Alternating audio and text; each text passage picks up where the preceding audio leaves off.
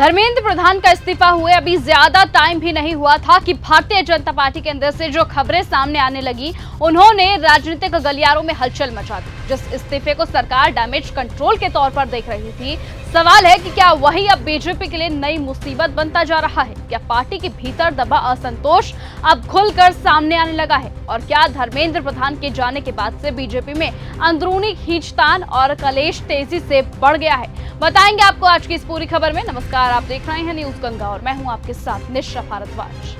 धर्मेंद्र प्रधान के इस्तीफे के बाद से विपक्ष इसे अपनी बड़ी जीत के तौर पर बता रहा है, लेकिन सबसे ज्यादा चर्चा उन प्रतिक्रियाओं की हो रही है जो बीजेपी और उसके सहयोगी दलों से जुड़े कुछ नेताओं और उनके परिवारों की तरफ से सामने आई हैं। सोशल मीडिया पर आई कुछ पोस्ट और बयानों ने यह सवाल खड़ा कर दिया कि क्या पार्टी के भीतर सब कुछ सामान्य है या फिर अंदर ही अंदर कोई नाराजगी मौजूद है। विपक्ष लगातार ये दावा कर रहा है कि धर्मेंद्र प्रधान का इस्तीफा केवल एक मंत्री का जाना नहीं, बल्कि सरकार पर बढ़ते दबाव का संकेत है। तो वहीं बीजेपी का ये कहना है कि ये फैसला जवाबदेही और लोकतांत्रिक परंपराओं के तहत लिया गया है और पार्टी पूरी तरह से एकजुट है। सबसे ज्यादा झटका तो वहीं उड़ीसा से लगा है, जो धर्मेंद्र प्रधान का गृह राज्य माना जाता है। ऐसे में उड़ीसा से बीजेपी की वरिष्ठ सांसद अपराजिता सारंगी की बेटी अर्चिता सारंगी ने इंस्टाग्राम पर धर्मेंद्र प्रधान के इस्तीफे को लेकर एक पोस्ट शेयर किया था।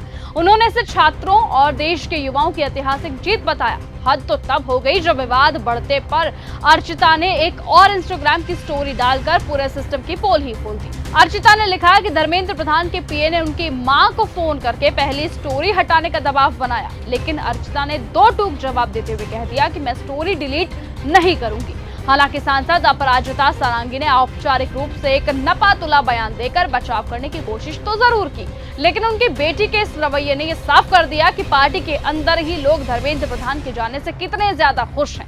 हालांकि राजनीतिक जानकारों का यह मानना है कि इस्तीफे के बाद जिस तरह की चर्चाएं और बयान सामने आए, उन्होंने बीजेपी के नेतृत्व के सामने कई नई चुनौतियां खड़ी कर दी। अब मोदी और शाह की जोड़ी के सामने बड़ा सवाल यही है कि क्या वो इस पूरे घटनाक्रम को संभाल पाते हैं और क्या पार्टी के भीतर एकजुटता का संदेश एक बार फिर से दिया जाएगा। फिलहाल राजनीति का पारा पूरी तरह से चढ़ा हुआ है और आने वाले दिनों में ये मुद्दा संसद से लेकर सड़कों तक गूंज सकता है।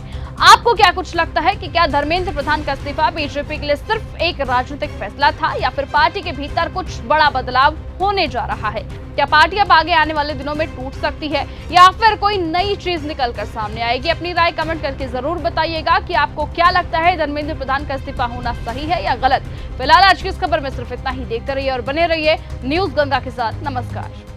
अगर आपको यह हमारा वीडियो पसंद आया हो तो इसे लाइक और शेयर करना बिल्कुल ना भूलें। साथ ही हमारे चैनल न्यूज गंगा को सब्सक्राइब और फॉलो जरूर करें ताकि देश और दुनिया की हर बड़ी खबर आप तक सबसे पहले पहुंचे।